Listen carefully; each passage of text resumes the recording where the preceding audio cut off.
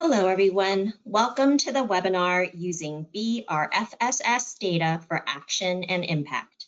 The webinar is being recorded and will be posted on GSA's website. A notice to all attendees will be distributed once the recording is available. A question and answer session will immediately follow the live presentation. Throughout the program, we will be accepting questions through the questions feature accessible on the GoToWebinar panel. Our speakers for today's program are Matthew Baumgart and John Sheehan from the Alzheimer's Association. So without further delay, I'll hand the microphone to Matthew Baumgart. Well, thank you very much, Judy. And thanks to all of you for joining us today for the fourth and concluding webinar in a series on the BRFS cognitive decline and caregiver modules. At the outset, I want to thank GSA for playing host to this series, and I also want to thank Lisa McGuire, who's the lead of the Alzheimer's Disease and Healthy Aging program at CDC, for including us at the Alzheimer's Association as a part of this webinar series and for actually coming up with the idea. Next slide. So today we're going to start with a quick high-level review of what was covered in the first three webinars, just to set the stage for the focus of today's webinar. We'll then talk about the importance of this data and how it can drive action, and that will be followed then by some specific examples of how states have used the data and of messaging.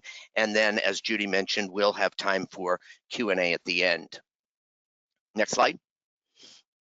So the first of the two BRFSS modules we are talking about is the cognitive decline module, which measures a concept known in the dementia field as subjective cognitive decline, or SCD. SCD is the self-reported increase in confusion or memory loss. Clinical research has found that SCD is a good predictor of those with higher risk of developing dementia. And while SCD is not a clinical diagnosis, it does allow us on a population level to measure the prevalence of those who self-report they're having increasing memory problems. And therefore, it really measures the prevalence of those who are at increased risk of dementia, giving us a potential insights into future burden. The cognitive decline module also asks about potential difficulties that people with SCD are experiencing, both day-to-day household activities as well as work and social activities. And it asks whether those with SCD have talked to a healthcare professional about their memory problems. Next slide. The caregiver module is not dementia specific, but it does allow for the identification of dementia caregivers as well as caregivers for other conditions. It asks about the length and intensity of caregiving, how long people have been providing care and how much care they provide each week. And it asks about the types of care a caregiver provides. Next slide. Now, as I mentioned, the module, the caregiver module is not dementia specific. It asks respondents about the main condition that requires care. But because most people with dementia, more than 95%, have at least one other condition, we realized that we were missing people who were caring for individuals with dementia because another health issue was of the top concern at the moment. In fact, looking at data, more than half of people who are caring for someone with dementia are missed if the only question asked is what's the main condition the person has. So the caregiver module was recently revised, and it now contains an additional follow-up question. So for those who do not identify dementia as the main condition, there's a follow-up question that asks if the person needing care also has Alzheimer's, dementia, or other cognitive impairment. This helps us identify the broader scope, an entire population of dementia caregivers. Next slide. So here's what we found in the data. For the cognitive decline module, 1 in 9 people age 45 and older have subjective cognitive decline.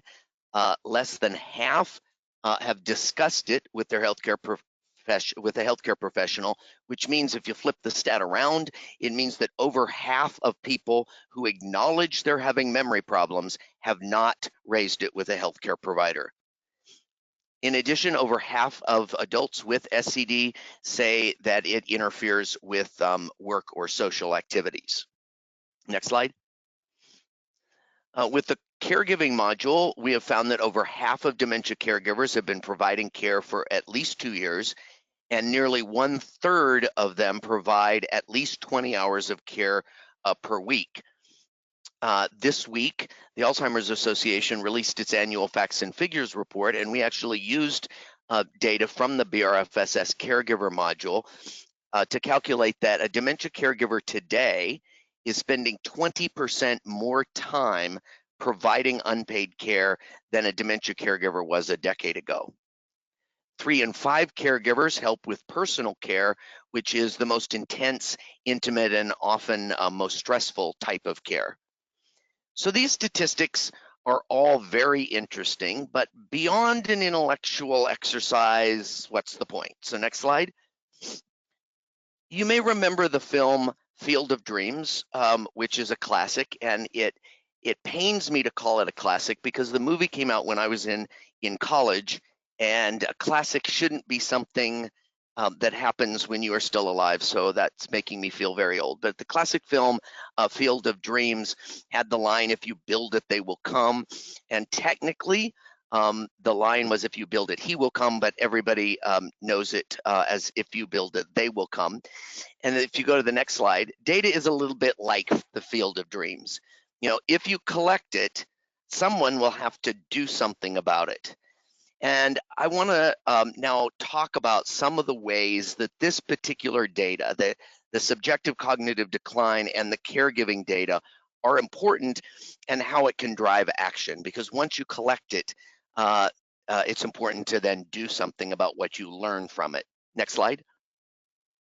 So first, on a provider level, even though this is population level data, primary care physicians could use this data to inform them on which patients, for example, demographically may be at higher risk or more likely to have subjective cognitive decline, or when subjective cognitive decline is more likely to be creating difficulties, and that can inform their individual conversations with particular patients. Similarly, they could use this data to identify links between subjective cognitive decline and various comorbidities, and then they can identify those patients with those conditions that might be more likely to have memory issues as they age. And with the caregiving data, having data on a population level, you can see the health conditions that are most associated with caregivers, and that can help physicians work with patients who are caregivers to address their specific health needs. Next slide. Now, we know that subjective cognitive decline is an important population measure because of the work of clinical researchers who have studied SCD, and as I mentioned, have found that such individuals are more likely to develop Alzheimer's and dementia. But the information stream works the other way as well. Population level data can help improve clinical research on the topic. For example, it can inform study design, which populations and demographic groups clinical researchers should study further, or with comorbidities, which comorbidities are most prevalent among those with subjective cognitive decline, or which comorbidities have the most people with subjective cognitive decline. And that can give insight to researchers about the implications of studying such links. Researchers can also benefit from understanding trends over time, so they can adapt and adjust to what they are examining, and they can compare their study findings to the population level data to see how and whether their clinical findings could be generalized to the population as a whole. Next slide. But the rest of the webinar is going to focus on public health. The BRFSS is a public health survey, and it's designed to really drive public health action. And so that's what we're going to focus on for the rest of today.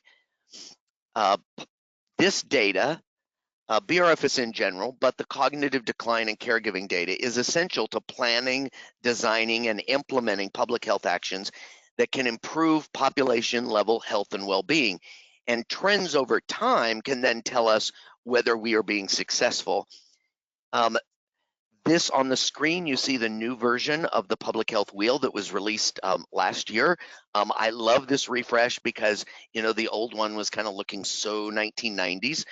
But the wheel visually, if you're not familiar with it, illustrates the 10 essential services of public health, and it provides the framework for public health action. Data is important to each of the 3 core areas you see outside the circle: assessment, policy development, and assurance. And data is important to all 3 of those, as well as to equity, which all of the essential public health services are driving toward, which you see there in the middle. So on assessment, at the top, that circle that we've circled there in the red, that's the very definition of data collection, to monitor the population health. On the bottom in the green is under policy development. Data can inform and guide the creation and implementation of policies and plans and laws so that we can drive system change to improve population health. And then on the left side, under assurance in the purple, data is used for evaluation and for quality improvement, so that public health can improve the interventions it's delivering and adopt additional innovative actions. And of course, as I mentioned, throughout the entire process, it all feeds into improving health equity. In fact, data can specifically be used to identify the needs of and opportunities to address underserved and underrepresented populations. Next slide. So in using data to drive action, we like to look at it in terms of the 3 Ps: priorities, policies, and programming. And listed here are some ways that data is useful and can be used with each of the 3 Ps. So for example, data helps determine the priorities for a community and priorities specific to that community. It can identify high burden populations. For example, maybe the data show that a particular disease is more prevalent and or has a differential impact on the Black community than the Hispanic community. And then that information can really be used for the 2nd and 3rd Ps, the policy and programming. On policy, data can be used to advance and promote the needs for system level intervention. For example, data might show that accessing primary care is more difficult for rural than urban households.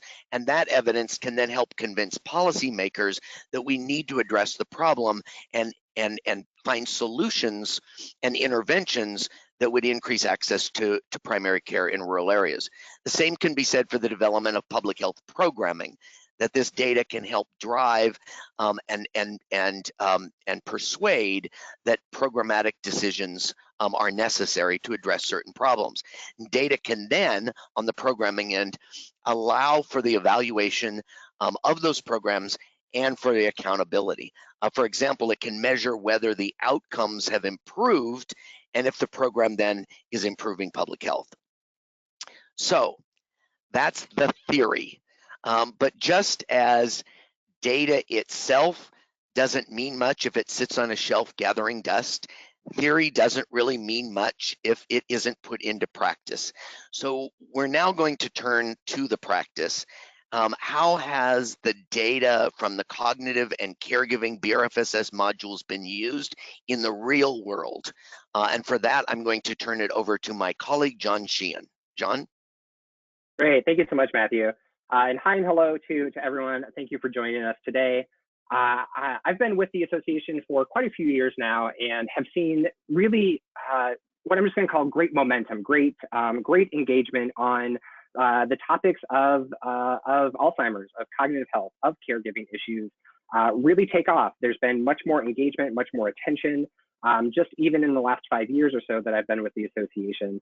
And that engagement, that momentum has happened for a variety of reasons. It's definitely a multifaceted explanation, but one of those levers has been data.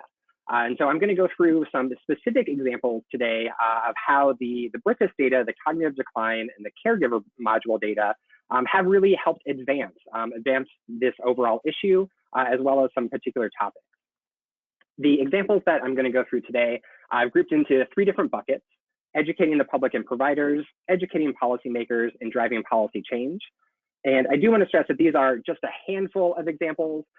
There's many, many more out there, but this is just to give you a bit of a taste of how the data have been impactful. In our very first bucket, educating the public and providers, this is a wonderful example of kind of that public health focus. When I've been in public health for most of my career, and when someone asks me to explain public health, one of my go-to answers is this public education component. A PSA, public service announcement, is kind of one of the classic hallmarks of public health. And here on the screen, we see an example of kind of that education community building with the cognitive decline data specifically. In Georgia and New York, each of the health departments issued a burden report highlighting subjective cognitive decline within the population.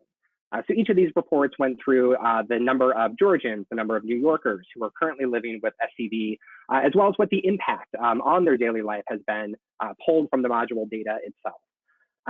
Lots of states do this, kind of that general education sharing, but why I wanted to highlight these 2 specific examples is because they each included a call to action. Really, each of them encouraging increased attention to early detection and diagnosis of cognitive decline. Early detection and diagnosis, another hallmark of public health. It's a whole nother presentation that I won't get into too much today, but that call to action really helps educate the public that there is something that can be done when someone is experiencing subjective cognitive decline, as well as educating those providers. There is a role for you to play in cognitive health, and encouraging them to ask about cognitive health concerns among their patient population. Next slide, please.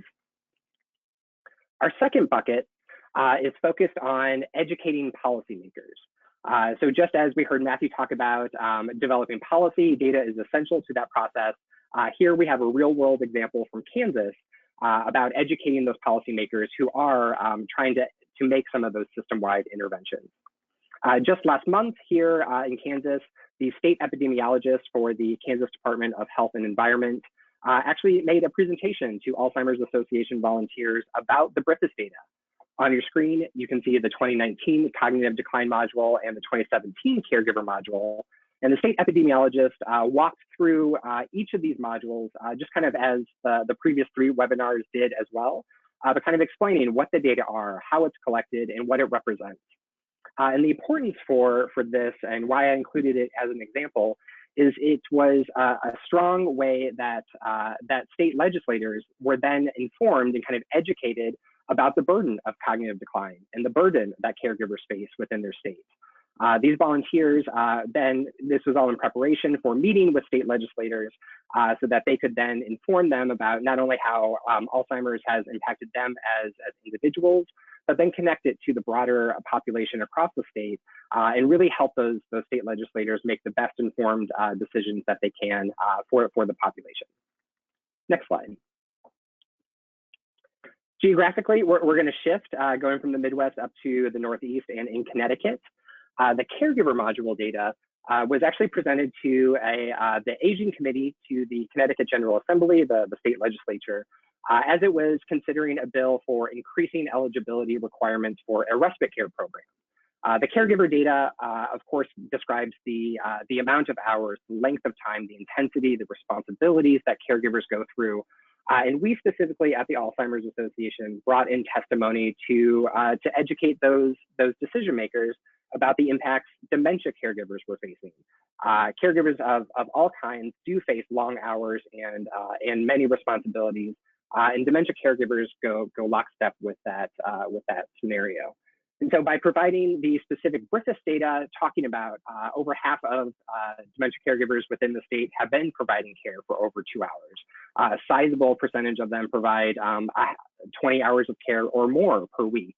It really laid out the need for why respite care was needed within the state, so that policymakers, as they were hearing and considering this piece of legislation, could go forward and, again, make the best informed decision to help the most people within the population. Next slide. Our third bucket today is driving policy change. which I know sounds pretty similar to educating policymakers, but we're going to talk through just a little bit of the different mechanisms and kind of the different levers that these next two examples utilize. So shifting from the Northeast all the way to the West Coast in California, the Master Plan for Aging, which is the California Department of Aging's strategic plan, actually includes 4 specific measures on subjective cognitive decline directly from the behavioral risk factor surveillance system. This master plan is that strategic plan, really helping the state prioritize the health and well-being of older adults within California.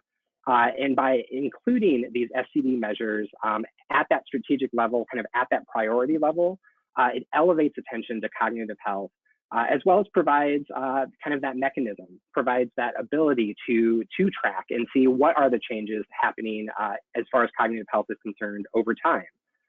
The screen grab, unfortunately, is a little blurry. Apologies for that.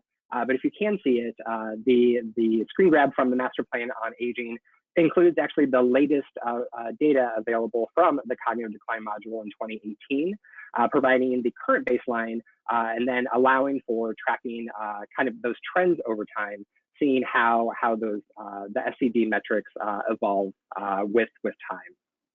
Next slide, please. And our last state example brings us back to the Midwest in North Dakota. And this is actually one of, I don't want to say my favorite examples, but just one of the really robust examples, I think, for why data are so essential to driving policy change. In North Dakota, both the cognitive decline and the caregiver data have been used to advance the need to develop an Alzheimer's specific plan for the state. Specifically, the data have helped outline the burden that caregivers of people living with Alzheimer's face, really explaining what those caregiving responsibilities are, so that as the planning process plays out, the steering committee can ensure that the recommendations, the data that are collected, can actually address those issues, address that burden, and make sure that 5 years after the plan is implemented, those trends are trending positively. We're increasing services, we're reducing the burden, improving health and well-being of those caregivers. The cognitive decline data was especially helpful for providing corroborating evidence on a low diagnosis rate. So the SCD, as Matthew said earlier, is not diagnosis. It is that self-reported measure, but SCD is a strong indicator of future dementia risk. And if we kind of follow the pathway, the dementia continuum all the way out, we actually know that people who are living with dementia, clinically diagnosable dementia, many of them do not receive a diagnosis or do not receive a diagnosis when dementia first develops. And so the SCD data, since we know about half of individuals living with SCD have not talked to a healthcare provider about it, it helps us, or it helps the plan establish why early detection and diagnosis was necessary to include in the plan as it's continuing to be developed. Finally, the BRFSS data are helping connect to other chronic conditions and other strategic plans within the state. Matthew said that many people, 95% of those living with dementia have another chronic condition. It's similar with SCD. Many, vast majority of people with subjective cognitive decline also have at least one other chronic condition.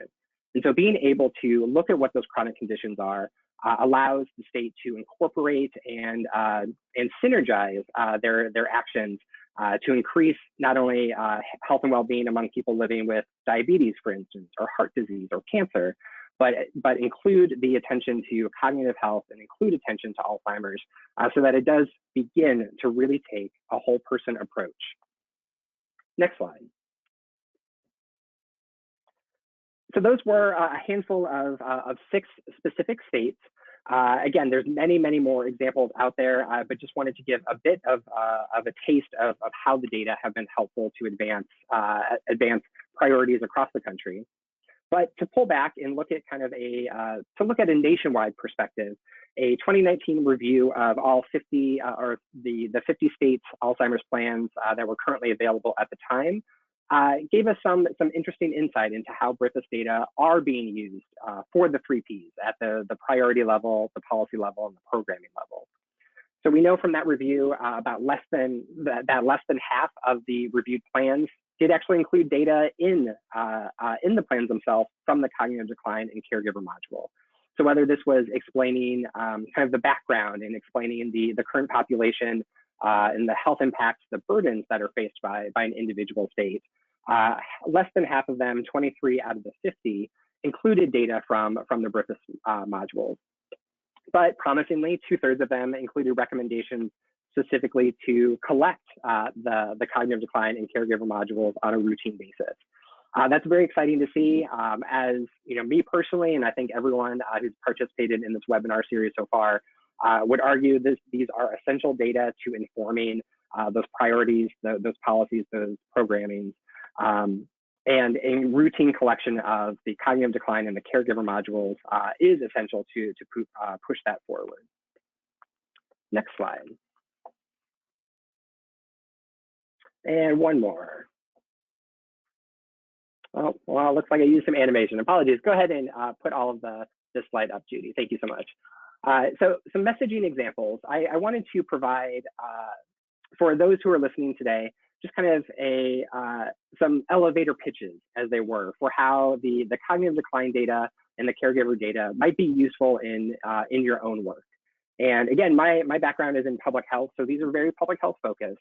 But I think you can see the broader picture and apply it to your own individual portfolio. On the early detection side, one of the hallmarks of public health itself, we know from the cognitive decline module that the percentage of people with subjective cognitive decline who are not talking to their healthcare provider about it really indicates a need for increased early detection and diagnosis. Many benefits come from early detection and diagnosis of cognitive impairment. We won't get into those today, but we know, again, about half of people who are experiencing SCD have not yet talked to a healthcare professional about it, which really shows the increased need for not only the general public to know this is an issue, this is something you can talk to a provider about it, but on the flip side, making sure that providers know there are tools out there to help them with that process and that conversation. And one more, Judy, and the additional paragraph, thank you. Risk reduction, another, again, classic example of public health. And from the cognitive decline module, one of the takeaways I always push is the percentage of people with cognitive decline and other chronic conditions demonstrates the need for cross-promotion, incorporating attention and incorporating messages on cognitive health into those existing public health portfolios. Risk reduction, again, another separate presentation altogether, but we do know that certain risk factors that are associated with cognitive decline include diabetes, heart disease, and midlife obesity. And so with public health having a big portfolio, often including, almost always including those additional chronic conditions, there's a ripe opportunity for including and incorporating cognitive health concerns and cognitive health attention into those existing infrastructure. So the last thing that I'll say as far as a takeaway goes, if you take away one thing from today's presentation, I would like you to leave with this. Why is subjective cognitive decline important? We know that SCD is a strong predictor of future dementia risk, that those experiencing SCD are at an increased risk of later developing dementia. And another way to think about it is the prevalence of SCD today shows us what the burden of dementia may be tomorrow. And I'll just let that linger for half a second as we switch to the next slide. On the caregiver module, this is another way to think about how the data can be useful in your own portfolios. So on supportive services, the percentage of dementia caregivers who have been providing care for a long period of time, those that have been doing it for longer than 2 years, those that provide at least 20 hours of care per week, really demonstrates the need and the need for access to care, access to care planning services, access to care coordination services, to really assist them in their ability to provide that care. And on home and community-based services, this is another, we mentioned it very quickly, but we have sandwich generation caregivers, which is a person who is providing care for a person living with dementia, as well as a child or grandchild. They really need home and community-based services, such as respite care, like I featured in the Connecticut example. It helps them maintain their own health and well-being, it helps them then provide better care and assistance to the person living with dementia. So my takeaway for the caregiver data, if one thing does linger in your head, is the burden on dementia caregivers. Caregiving for people living with Alzheimer's is long, it's involved, it's intimate, and we know that these caregivers need access to supports and services to help them not only provide that care, but especially to maintain their own health and well-being as well. And we'll flip to the next slide. And at this moment, I'd like to let everyone know if you do have questions, we're nearing kind of the end of our presentation. So please do use that chat feature to ask questions of us. But before we get to Q&A, I want to highlight a few resources that we have available. As you've heard in the previous three webinars, the CDC Healthy Aging Data Portal is a superb resource for accessing a variety of indicators on older adult health, including the cognitive decline data. And here you can find it at cdc.gov/aging/aging data. In the previous webinars, Ben already went through a wonderful explanation of all the charts and the tables that you can pull from this. It's interactive and you're able to run reports on state basis, nationwide, region level. So do check that out to find specific indicators. And over here at the Alzheimer's Association, we have our Alzheimer's public health site at alz.org/publichealth. A wide variety of information is available there, but I want to specifically call your attention to our state profiles, which is where you'll be able to find the BRFSS fact sheets that I'm actually going to highlight on our next slide, Judy. So here you can see on the right-hand side, we have our cognitive decline fact sheets and our dementia caregiving fact sheets. So pulling directly from the behavioral risk factor surveillance system, the cognitive decline module, the caregiver module, and looking what is the impact of those two issues on the population of a given state. They're great tools for educating the general public. They're great tools for educating decision makers at the agency level, like in community partnerships, at the governmental level, but really do pull out what the burdens are for that are faced by subjective people experiencing subjective cognitive decline, as well as those caregivers. And at CDC, they have infographics that are very visually engaging. I always enjoy looking at these, both on SCD as well as caregiving, not specific to dementia caregiving, but looking at all caregivers within a state and what burdens are they facing as far as the caregiving responsibilities go. With our next slide, I just want to thank everyone for joining us today. I know it's been a pleasure to talk about BRFSS. It's something that both Matthew and I have been working on for years now. So it's always a joy to discuss the data and actually go through what they mean and how to use them. And I am happy to, will now take questions. Yeah, so thank you very much, John, and thank you, Judy, for being quick on the trigger with your finger and advancing the slides. Very much appreciated. And John, you mentioned how that we've been working on this so long. I mean, we've been working on this going back to when we weren't even worried about how the data would be used. We just wanted the data collected because there was not data being collected on subjective cognitive decline and caregiving, and so we were encouraging and begging and pleading and working with states to collect the data. And so it is a really exciting time that the data have been collected by states and continue to be collected by states, and it really gives us that opportunity to advance public health action. There are some questions that have come in, and I encourage you to type in your questions in the question function if you have them. The first one is that the BRFSS data is only available at the state level, not the county or zip code levels. How do you suggest the communities use data to identify priorities at the local level? So actually, depending on what the data is, there are data that can reach down to the local level. On average, and this varies by state, but on average, a state does about 8,000 BRFS or surveys about 8,000 people every year. CDC has a a program, a division called SMART, BRFSS.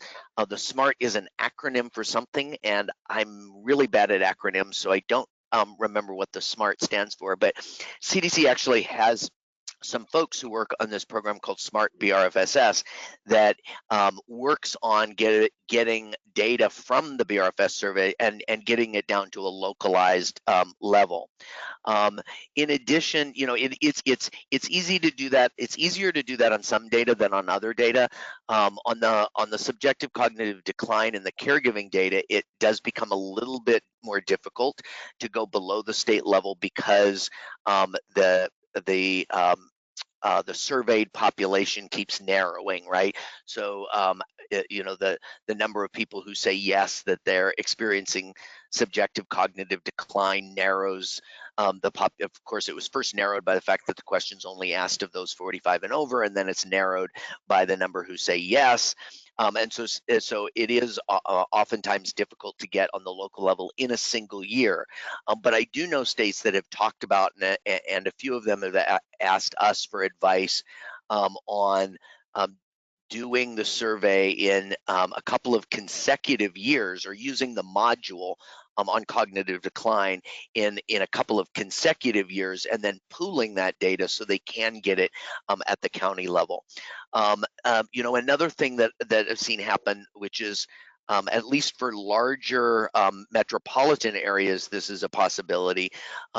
New York City, for example, has its own community health survey, and in 2019, they took the BRFSS cognitive module, the questions on subjective cognitive decline, they took them verbatim and put them into their own community health survey so they could get data at the city and even at the borough level in New York City. So there are ways, even though the survey is done at the state level, there are ways to get data at a more local level to help drive community prioritizing and community decisions, and then community action. John, I don't know, are there other questions, John? Yeah, and actually, Matthew, before we get to the next question, I do just want to add that you explained very well how BRFSS can in certain instances be drilled down to a more localized level. And I will add just to that, with local priorities, it's an area that we at the Alzheimer's Association are beginning to really expand into. And one of the ways that we're encouraging and helping kind of local health departments specifically engage with their community on these issues is through a community needs assessment. So it's not BRFSS data, but just as Matthew gave that great example about New York City, being able to take kind of the established structure, the established questions that BRFSS provides us, that infrastructure and kind of the all of the testing and kind of the double checking that goes into those questions, being able to take them, apply them to a community needs assessment can help local jurisdictions at the city level, the county level, really suss out and identify some of these subjective cognitive decline and caregiving concerns at the local level. So it may not necessarily be BRFSS, but BRFSS can be a good indicator and kind of a good lead for local communities to take them up and provide an assessment within their jurisdiction. Matthew, next question I'm going to kick to you first. We both actually talked about this today, but could you explain and give a little more detail on the link between subjective cognitive decline and dementia? Yes, so subjective cognitive decline has been one of the hot topics in dementia research for the last decade, really, and there's this growing body of evidence that shows that people with subjective cognitive decline are at a greater risk of moving, of then developing MCI, mild cognitive impairment, and then dementia. One of the interesting studies that was done out of Harvard University, for example, looked at those who had subjective cognitive decline, had memory complaints, and then they gave all of the people in the study, whether they had the complaints or not, and they gave them a PET scan to see if they had amyloid plaques in their brain. And amyloid plaques are one of the biological hallmark, if you will, of Alzheimer's disease. And they found that those who said they had were experiencing memory problems, even before, and this is from a research, I should back up and say from a research standpoint, they're really looking at people who have subjective cognitive decline and are not experiencing any difficulties, because they want to see and measure this as this really early warning sign. And so this study looked at people with subjective cognitive decline, but no objective measures of decline. So no difficulties, no lower scoring on assessment tests. And then they gave them a PET scan, and those who had subjective cognitive decline were much more likely to have amyloid plaque in their brain. So they were already developing biologically the plaques in the brain that are the hallmark of Alzheimer's disease. So that's one study about showing the link. This is a relatively new field of study in the Alzheimer's space, so it's hard to quantify what the probability is at this point in time. That takes a lot, a longer period of time to look at. But to the extent we have been able to look at it, there is this elevated risk of going further. When you look at the Alzheimer's continuum, so this is, Alzheimer's disease is a continuum, and it starts with those biological changes in the brain before you have symptoms, pre-symptomatic or preclinical, and then you start to have some problems, and it moves into the mild cognitive impairment stage, and then eventually it may move into the dementia stage. Just as not everyone who has mild cognitive impairment goes on to develop dementia, not everyone with memory issues or worsening memory problems goes on to develop dementia. But they're really looking at how do you identify those folks in that preclinical stage when those changes in the brain have started, but you don't yet see symptoms that are measurable from a clinical standpoint. And they're finding that this self-assessment of memory is a pretty good indicator. One other interesting note about the research is they're finding that people who say they have subjective cognitive decline acknowledge they're having memory problems and then say it's at a level that worries them. So it's not yet at a level where they're seeing it impact or affect their activities of daily living or their work, but it is something that worries them. They're at an even more elevated risk of going on to developing MCI and dementia. So that's an even additional, hallmark for potential for the potential future burden of the disease. So John, there's another question here that says, that wonders how often the module is used in BRFSS and when did subjective cognitive decline data collection begin? And that's right up your alley. That is. So happy to answer this one. So the modules are both the cognitive decline and the caregiver modules are what are called optional modules. So BRFSS is an annual survey that all state health departments across the country run. And they kind of through a cooperative agreement that each health department and the CDC have, there's a core set of questions that are asked every year. So each state health department asks the same set of core questions across the country on this annual basis. And individual states have the option to include additional questions. So the optional modules are, these are kind of predetermined line of questions on specific topics like cognitive decline, like caregiving, that CDC develops, and states have the option of including these optional modules within a specific survey year. So there's no requirement like there is with the core to run either the cognitive decline or the caregiver module on a regular basis.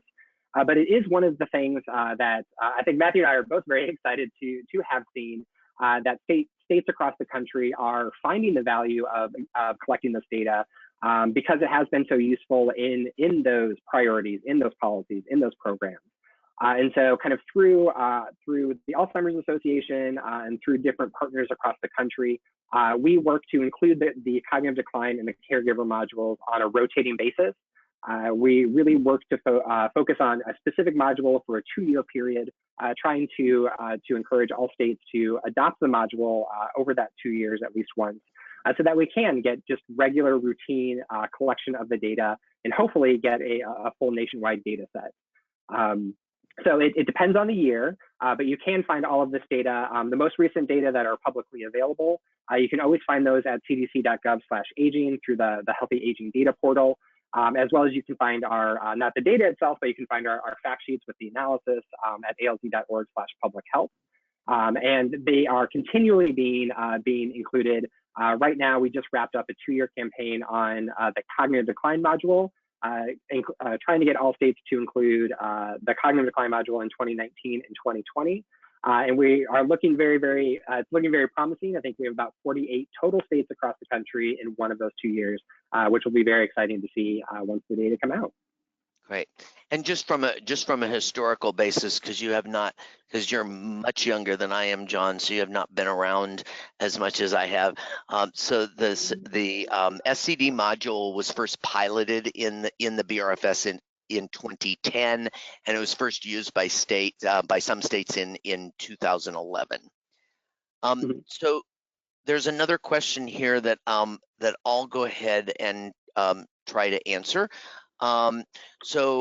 It's about that subjective cognitive decline measures are most useful with people who have a low level of intellective deficits. That is, their scoring on something like the MMSE, which is a cognitive assessment test, is 25 or above. And then what do your data show? So it's a very good point, and from a from that continuum standpoint and from a clinical research standpoint, really, subjective cognitive decline is about before there's any objective decline. So before you would pick up any changes in something like your MMSE score. The BRFS itself cannot tell us. There are questions about whether people are starting to experiencing difficulties because of their memory issues in household tasks as well as work and social activities. That's a more general observational, self-observational assessment. But there's no way in the BRFSS to really segregate out people who may have already moved into, say, the MCI stage. However, there is another survey that CDC runs called NHANES, and NHANES a few years ago included not only the subjective cognitive decline question from the BRFSS, but NHANES also gives participants physical examinations. They call it the trailer exam because there's a trailer that travels around the country and actually gives exams, gets people's blood pressure, for example. And they, in addition to asking the BRFSS subjective cognitive decline question, they gave a series of cognitive assessments in this physical trailer exam. And what that data show is that people who acknowledge they have memory problems are much more likely to score worse on these tests relative to other to individuals who say they did not have memory problems. Unfortunately, the tests that were used were very difficult to create specific cut points between what is and what is not, say, mild cognitive impairment. So I know the Alzheimer's Disease and Healthy Aging program at CDC, as well as the Alzheimer's Association, has really been working to see if in a future NHANES study that they can give a test like the MMSE MMSE, where there are validated cut points, and we can begin to see those who say they have subjective cognitive decline, how many of them really are still in that preclinical stage where, as the questioner noted, it is the most useful to have that information. Great. John, was there another question? Yeah, so we had a question come in about negative effects. So depression or depressive tendencies can confound SCD or kind of that dementia assessment. So how can this be dealt with in the behavioral risk factors surveillance system data? And I'll take a first attempt at that. And I would say, again, I'm not an epidemiologist. I know that there are, of course, statistical processes that do control for confounders. I'm not versed in those. But what I do know from the cognitive decline module is that it may be helpful to know kind of what the SCD question is. And so let me, if you didn't join for one of the previous 3 webinars, let me just read that really quickly. The first question, which is our SCD measure, is during the past 12 months, have you experienced confusion or memory loss that is happening more often or is getting worse? And so while someone, if they do have depression, we know that that depression may register in some of those memory impairments. One of the things that, since this is asked about cognition over those 12 months, one thing that we would hope is that someone is able to, look at their memory and their confusion level over the past year and see how that has changed. Has it changed previous to the year prior, or is it remaining the same? And so while someone with depression could certainly have depression during that same period, of course, this is why why kind of the last question in the cognitive decline module is so important. Have you talked to a healthcare provider about your memory concerns? Excuse me. Hopefully that what I would expect from that healthcare provider, from that healthcare professional, is to go through an assessment, have that conversation, and see, are you, rule out some of these other potential confounders, whether it's depression, even some vitamin deficiencies may mimic some memory impairment, but actually having, that clinical assessment, having some conversations occur between the person experiencing this and their healthcare provider to determine exactly what is going on. Matthew, anything you would add to that? No, I think that's good. We have another question here. Someone who says that a lot of people often talk to him or her about saying they're worried about their memory and wondering if they can get a test. And the questioner asks to explain the difference between this kind of worry and subjective cognitive decline. And my answer is there really isn't a difference, right? Subjective cognitive decline is not a clinical diagnosis. There's nothing in the medical literature that says you have subjective cognitive decline. What makes you have subjective cognitive decline is that first word, subjective. If you think you're having memory problems that are getting worse over time, then you are classified as having subjective cognitive decline because you say my memory is getting worse. So it's not a clinical diagnosis, but the importance of it is to do exactly what these folks have done with you. I'm assuming this is a clinician, and that is to say, I'm worried about my memory. And then you as a clinician can say, there's no problem right now. Thanks for bringing it to my attention. And it can be it can be a signal to monitor that moving forward. But there really is. So the idea that I'm worried about my memory because I think my memory's getting worse is the same thing as subjective cognitive decline. And we encourage people who do think they're having memory problems to raise it with their clinician. Most of the time it has not yet reached that level of mild cognitive impairment, let alone dementia, but it is worth having that conversation. Sometimes there are memory problems that are result of something that's entirely correctable, a vitamin B12 deficiency, for example. So if someone's worried about their memory, they should raise it with their healthcare provider. Again, most of the time, it's not going to mean anything at the moment, but it is a signal and something to keep track of and to keep watch of. Great.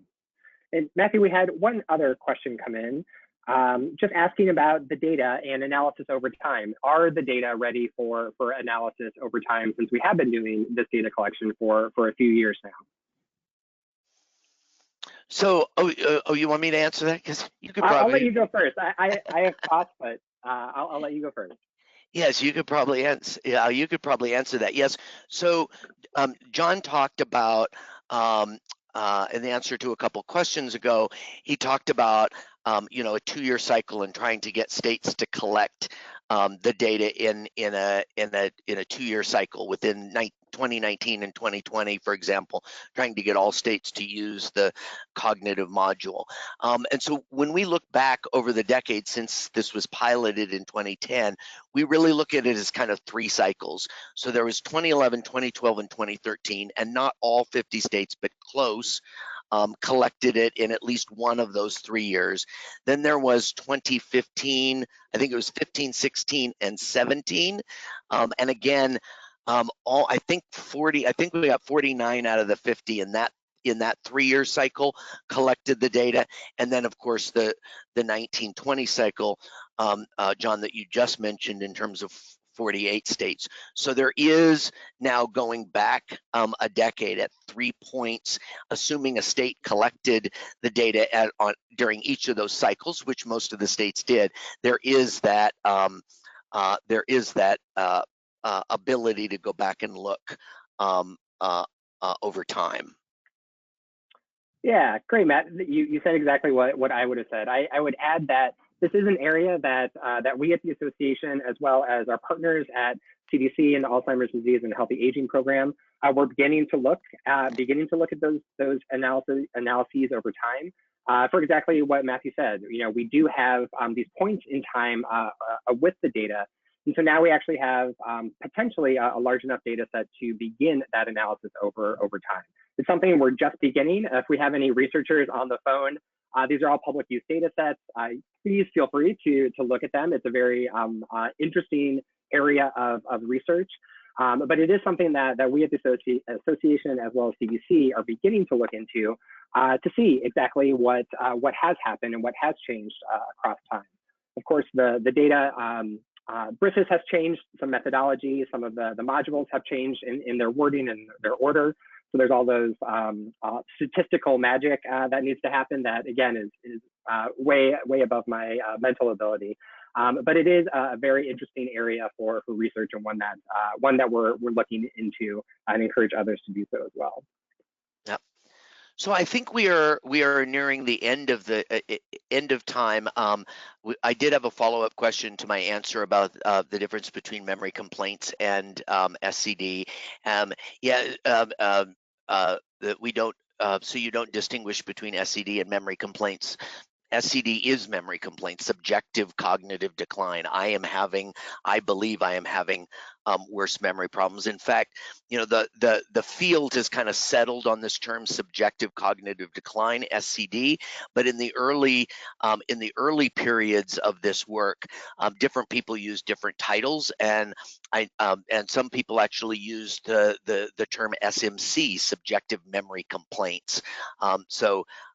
Thank you for that question, as well as all the other questions. And Judy, I'm going to turn it back to you at this point. Yes, I'm sorry we've run out of time today. A big thank you to Matthew and John for the terrific program today, and a big thank you to our participants. This is the end of our program.